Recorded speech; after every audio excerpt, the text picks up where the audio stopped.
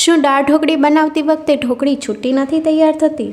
તો આ રીત પ્રમાણે બનાવશો તો ઢોકળી છૂટી તૈયાર થશે. સૌથી પહેલાં અડધો કપ દાળને પાણીમાં પલાળી લઈએ. 10 મિનિટ માટે પલાળી લીધી છે. દાળ ફૂલી ગઈ છે. બધું પાણી કાઢીને પ્રેશર કુકરમાં પલાળેલી દાળ ઉમેરીએ. 2 કપ પાણી, સ્વાદ પ્રમાણે મીઠું, 1/4 ચમચી હળદર પાવડર ઉમેરીએ.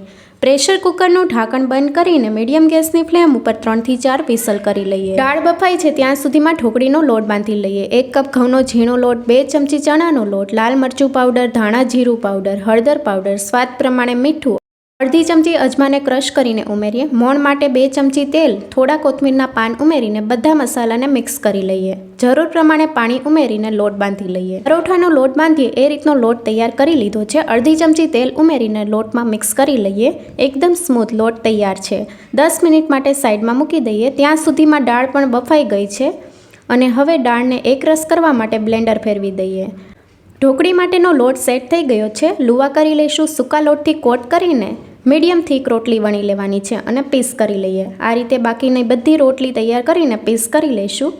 દાળનો વઘાર કરવા માટે કડાઈમાં 2 ચમચી તેલ, રાઈ, જીરું, ચપટી હિંગ, તજનો ટુકડો, લવિંગ, સૂકું લાલ મરચું, તમાલપત્ર, મીઠા લીમડાના પાન ઉમેરીને સાતરી લઈએ. લીલા મરચાં અને આદુનું છીણ ઉમેરીને મિક્સ કરી લઈએ. બાફેલી દાળ ઉમેરીએ. દાળને પતલી કરવા માટે 2 કપ પાણી ઉમેરીએ. ઝીણા સુધારેલા ટમેટાં ઉમેરીએ. મસાલામાં લાલ મરચું પાવડર, હળદર પાવડર, ધાણા જીરું પાવડર, સ્વાદ પ્રમાણે મીઠું ઉમેરીને મિક્સ કરી લઈએ. દાળ થોડી ઘટ લાગે છે તો અડધો કપ પાણી ઉમેરીને મિક્સ કરી લઈએ.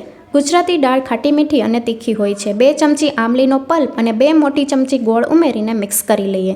દાળને કૂક થતાં 5 મિનિટ જેવું થઈ ગયું છે. દાળ સારી રીતે ઉકળી ગઈ છે. ઢોકળીના પીસ ઉમેરીએ અને 3 થી 4 મિનિટ માટે કૂક થવા દઈએ. હવે ગરમ મસાલા પાવડર ઉમેરીને મિક્સ કરી લઈએ. ગુજરાતી દાળ ઢોકળી તૈયાર છે. કોથમીરના પાન ઉમેરીએ. ગરમા ગરમ દાળ ઢોકળીને ભાત સાથે સર્વ કરો. Thank you for watching.